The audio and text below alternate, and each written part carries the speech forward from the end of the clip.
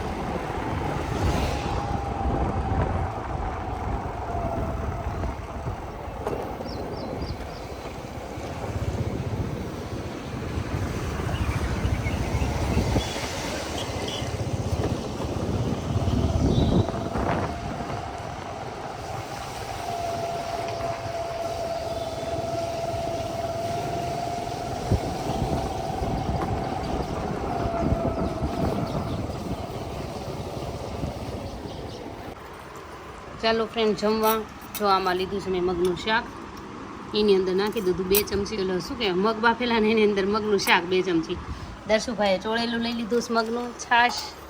જય શ્રી કૃષ્ણ ભૂમિત. જય શ્રી કૃષ્ણ. જો જમવા બેસી ગયા. ડુંગળી, પાપડ તે તો મોર્નિંગમાં કર્યું. ભાવેશ ને એમ બધા જ જમવા બેસી ગયા. હાલે જય શ્રી કૃષ્ણ. જય શ્રી કૃષ્ણ. જય માતાજી. હા, દર્શુભાઈને જય શ્રી કૃષ્ણ, જય માતાજી બધા સ્વીકારજો.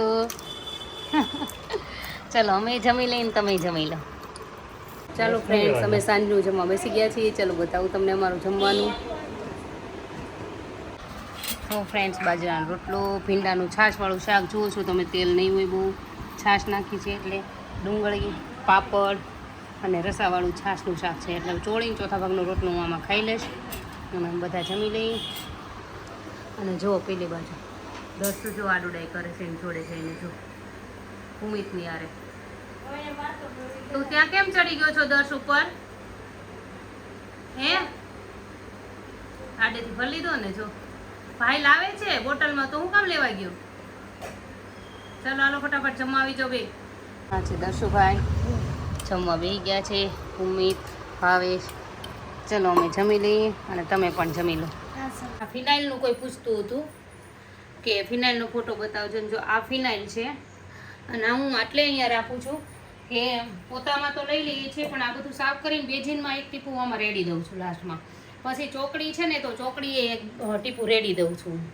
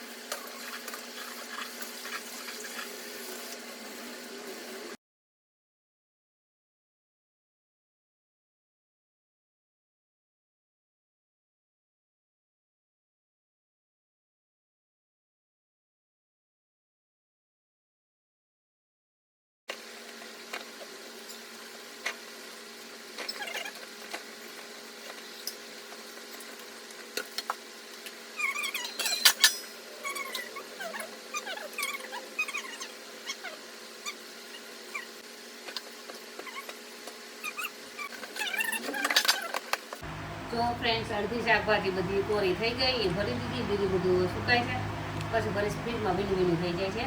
અને મેં લઈ લીધી છે હિમેશ. અત્યારે પી લઈશું. હિમેશ વાગી ગયા છે અમારે આજે 11:15. બધું કામ કરવાનું લીધું છે ને, વાગી ગયા 11:15. ચલો હિમેશ પી લઉં. ભાવે છે તેને પી લીધું. મને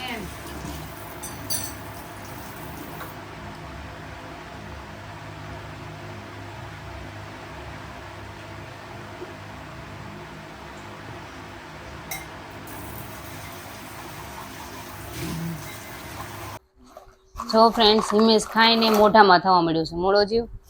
લઈ લીધા થોડા વટાણા ખાવા. આ પૂરા ખાન બીજા લાવ્યા છે, હમણાં ભરી દઈ. તો ચલો તમારા બધાના પ્રશ્નના જવાબ આપી દઈએ. હવે થોડાક દિવસ આમ જ રહેવાનું છે અમારે, 2 દિવસે 3 દિવસે. છોકરાની તો તબિયત સારી થઈ ગઈ છે, પણ એક્ઝામ મંડેથી શરૂ થાય છે એ લોકોની, એટલે થોડાક દિવસ એવું જ રહેશે અમારે.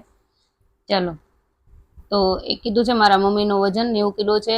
દીદી, મારા મમ્મીની ઉંમર 60 વર્ષ છે અને એમનું વેટ 90 kg છે અને એને બીપીની તકલીફ છે. તો આ તમારો ડાયટ ચાર્ટ કરી શકે? હા, કરી શકે, પણ ધીરે ધીરે શરૂ કરવો. કાભાવેશ એક હારે નહીં કરી દેવાનું, ધીરે ધીરે. એને બીપીમાં સારું રહેશે. પછી બ્લડ પ્રેશર વધતું હશે, ઘટતું હશે, થોડુંક સારું રહેશે કાભાવેશમાં. પછી બીજું છે, હેતલબેન, તમે વટાણા ખાઓ છો, એના બદલે મકાઈની ધાણી ખાઈ શકાય? હા, ખાઈ શકાય, પણ કંટ્રોલ કરીને થોડી થોડી ખાવાની. વટાણા આપણે થોડાક લઈએ છીએ, ચાવી નો એકીએ, અને એનાથી વેટ વધવાનું નથી, એટલે આપણાથી વધ ખવાવાના નથી, એટલે મેં વટાણાનો ઓપ્શન લીધો હતો મારા માટે. એટલે તમે ચાવીનો એક વધ ખાવ તો પણ, અને વધારે ખવાય પણ નહીં તમારાથી, એટલે હાલ્યા કરે, મોઢું ચાલ્યા કરે, આપણને કાંઈ બીજું ખાવાનું મન ન થાય. કિચનમાં હું જાઉં ને તો હું વટાણાના વાટકીમાં એટલી લઈ જતી. અત્યારે રસોઈ ત્યાં નથી બનાવતી ત્યારે મારી આદત હતી. પછી જે ડાયટમાં ફેર પડે છે, પણ બીજા લોકો એમ કહે છે કે જમવાનું ચાલુ કરીએ તો પાછું વધી જાય છે. તો હરમત આપો ને, શું કરવું? અને એનાથી ને અમારે ગામડે કામ હોય તો ફ્રૂટ ના ચાલે, આગળ શું કરી શકીએ? એવી હિંમત આપજો નિધિ. તો કંઈ જ નહીં, ખાવાનું મૂકશો ને શરૂ કરશો ને તો તમને કાંઈ એકારે ઓલું થઈ નહીં જાય, વધી નહીં જાય. તમને છે ને હોજરી તમારી સંકોચાઈ ગઈ હશે, એટલે તમે જમવાનું શરૂ કરશો ને તો એ વધ તમે નહીં જમી શકો.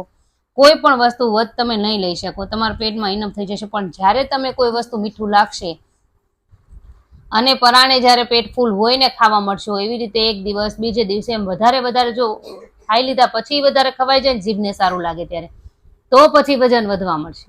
પણ જો તમને એમ થઈ જાય કે બસ ભલે એટલું ખાધું છે ને મારું પેટ ફૂલ થઈ ગયું છે, મારે નથી ખાવું, તો કશું જ નહીં થાય. તમે ત્યારે ધ્યાનમાં ક્વોન્ટિટી રાખશો તો વધશે નહીં, નહીતર વધી જશે. અને તમારે ફ્રૂટ ન ચાલે તો મેં તમને કીધું છે, તમે મગ ને મગનું પાણી લઈ શકો છો. પછી શાકભાજી કોઈ પણ બધા છે, કોબી છે, લીલા શાકભાજી બાફીને લઈ શકો છો. પાલક જેવું બાફીને અંદર મીઠું હળદર નાખીને તમે એનું જ્યુસ કરીને પી શકો છો. એવું તમે કરી શકો છો. સરગવાની શીંગું બાફીને લઈ શકો છો ખાવામાં. જો કહું છું તમને, ફ્રૂટ ને એવું ન હોય તો સરગવો બાફીને સરગવાની શીંગો પણ ખાઈ શકો છો. પછી બીજું છે, મકાઈ બાફેલી ખવાય? હા, થોડીક ખવાય બાફેલી લઈને. પછી મકાઈ ખાઈ લો અને પછી બીજું બધું ખાઈ લો, મેં તમને કીધું હમણાં વોશ કરતા એની જેમ નહીં. Thank you Hetalben. મારું વજન 73 kg હતું, 3-4 મહિનાથી ફોલો કરું છું. મારું વજન 8 kg ઉતર્યું છે, પણ હવે નથી ઉતરતું, તો હવે શું કરવું? તમે કેટલી ક્વોન્ટિટી લો છો એ જોઈ લેવાનું, અને તમારી ડાયટમાં તમારા ઘર પ્રમાણે તમને જે લાગે એ રીતે તમારે થોડુંક ડિફરન્ટ તમારા ડાયટમાં કરી નાખવાનું છે. આખો દિવસ મગનું પાણી લઈ લો, સાંજે જમી લો શાક રોટલો, એવી રીતે. કા પછી જ્યુસ ખવાતા હોય, ફ્રૂટ પહોંચાતું હોય તો આખો દિવસ એ કરી નાખો. અને થોડી ક્વોન્ટિટી ઓછી રાખો. ભલે તમને એમ લાગે કે હું ક્વોન્ટિટી ઓછી કરું, વીકનેસ નહીં આવે. તમારે કેવી રીતે ક્વોન્ટિટી ઓછી કરવાની છે? તમે ભલે કલાકે ખાધું, અત્યારે ખાધું છે કદાચ ક્વોન્ટિટી ઓછી રાખીને, તો 1.5 કલાક 2 કલાકે પાછું ખાઈ લો. 1.5-2 કલાકે પાછું થોડું ફ્રૂટ અથવા ફ્રૂટ જ્યુસ કન્ટિન્યુ આખો દિવસ. શરૂ વધારે રાખો, પણ કટકે થોડું એમ, એટલે વાંધો નહીં આવે, ઉતરશે. એ આદત પાડી દો, હેબિટ. પછી હેતલબેન, બધા ડ્રેસની કિંમત કહેજો ને. તો બધા ડ્રેસની કિંમત આઈ થિંક એકમાં કંઈક 800 હતા, બીજામાં 800 હતા, 1200 એવી રીતે હતા કિંમત. પણ એને ટોટલ કર્યો ને મારે કંઈક 2700 કહેતા હતા કા. પછી એમાંથી વધારે કંઈક 2250 એટલામાં 4 ડ્રેસ આવી ગયા મારા, 2250માં. એટલે સમથિંગ બધા 4 ડ્રેસ 700 આસપાસ પડ્યા આમ ગણો તો. હા, એ સારા છે ડ્રેસ, ત્યાંથી હારા આવે છે. પછી તમે સિંધવા મીઠું કેવી રીતે યુઝ કરો છો? તમે પેકેટ લો છો કે મીઠાના ગાંગડા લઈને ઘરે ખાંડીને વાપરો છો? કે જો ને, હા, તો મીઠાના ગાંગડા લઈને ઘરે ખાંડીને જ અમે વાપરીએ છીએ. મીઠાના ગાંગડા મોટા લઈને પછી કપડામાં રાખીને, પેલા દસ્તો લઈને મોટો આવે ને એનાથી તોડી નાખીએ, પછી એને ખાંડી નાખીને પછી મિક્સરમાં કાઢી નાખું છું. માથામાં નાખવાની મહેંદી હેતલબેન તમે કેવી રીતે પલાળશો? કે જો ને, હું મહેંદી યુઝ નથી કરતી. પેલા યુઝ કરતી હતી, હવે યુઝ નથી કરતી મહેંદી. મેં હેર સ્ટ્રેટનિંગ કરાવ્યા હતા, ત્યાં પછી મને મહેંદી યુઝ કરવાની ના પાડી હતી, ખબર? પછી હેર કલર જ કરાવું છું, મેટ્રિક્સનો કરાવું છું, અને લોરિયલ બે હોય છે, જાજુ મેટ્રિક્સ હોય છે મારે, તો મેટ્રિક્સનો હેર કલર કરાવું છું. અને એ લોકોએ એમ કીધું તમારે મહેંદી નથી નાખવાની. ત્યાં એને કેરાબોન્ડ કરીને મને મહેંદી કાઢી આપી હતી. કાઢવી પડશે પછી મારા હેર સ્ટ્રેટનિંગ થયા. મેં એકવાર જ કરાવ્યું હતું સુરત, પણ સારા કર્યા હતા. કરાવવું છે જ્યારે સુરત જવાનું મોકો મળે. 3 વર્ષ થઈ ગયા કરાવ્યું હતું, પણ એનું રિઝલ્ટ સારું રહ્યું. લાંબો ટાઈમ થઈ ગયો હતો મારે. ત્યાં જ કરાવવાનો વિચાર છે. બહુ મસ્ત ડ્રેસ છે બેન. કેટલાના લીધા? બહુ મસ્ત છે. મેં તમને કીધું એ ફિનાઇલના ફોટો મૂકજો ને. તો ફિનાઇલ મેં તમને કિચનમાં બતાવી હમણાં વોશ કરતા. તો ફિનાઇલ છે ને બહુ સારી આવે છે. મને તો ફાવે છે. પછી તમને જેમ લાગે એમ એને કેવી રીતે કરવાનું. તમને બહુ એવું લાગે ને તો પોતામાં થોડીક વધારે નાખવાની, નહીં તો જ્યાં માખ્યું લાગે ત્યાં થોડુંક એક ટીપું પાડીને સીધી જ ત્યાં પોતું ફેરવી દેશ તોય સારું રહેશે. વાસણ કરશો ત્યાં ચોકડીમાં થોડુંક 2-3 ટીપા નાખીને મસ્તો સાવણો ફેરીને એનું પડ્યું રાવા દેવાનું. વોશ નહીં કરવાની, ફિનાઇલને રાવા દેવાની, તોય સારું રહેશે. ફિનાઇલ સારી આવે છે. ડ્રેસ મસ્ત છે. થેન્ક યુ બેન. મારી તબિયત સારી ઓછી રહે છે તો કંઈક ને કંઈક મને હોય છે. દવા મારે લેવી પડે છે. તો બહુ દવા લઈએ પડે તો સારું કે ના સારું પ્લીઝ કહેજો. જો દવા તો સારી છે જ નહીં બોડી માટે. કા ભાવેશ? કોઈ પણ વસ્તુ માટે દવા વધારે લેવી સારી નથી. હા, ઘરગથ્થુ ઉપચાર થાય તો વધારે સારું. એનાથી તમને સારું રહેતું હોય. ખાણું પીણું બધું સુધારીને જો તમારી હેલ્થ સારી રહેતી હોય તો એની પર વળી જાઓ તો વધારે સારું રહેશે. કા ભાવેશ? તો પછીનો પ્રશ્ન છે ફ્રેન્ડ્સ કે એણે કીધું છે દી મારું વજન 1 મંથમાં 5 કિલો ઉતર્યું છે, પણ રવિવારે એન્જોય નથી કરતી અને ઈચ્છા નથી થતી બીજું મોંમાં નાખવાનું, તો શું કરવું પ્લીઝ? તો કંઈ નહીં, તમને જો નો થતી હોય તો વાર સુધી વાંધો નહીં. જ્યારથી તમને એમ લાગે કે મને હવે એમ થાય છે કે ડાયટ તમારથી કંટાળી ગઈ છું, નથી થતું, ત્યારે સન્ડે એન્જોય કરવાનું શરૂ કરી દેજો. એટલે ડાયટ લાંબો ટાઈમ તમે કરી શકશો. પછી જય શ્રી કૃષ્ણ. બંને ભાઈઓની તબિયત સાચવજો હેતલબેન. હા શ્યોર. ભાવનાબેન કુંભાણી.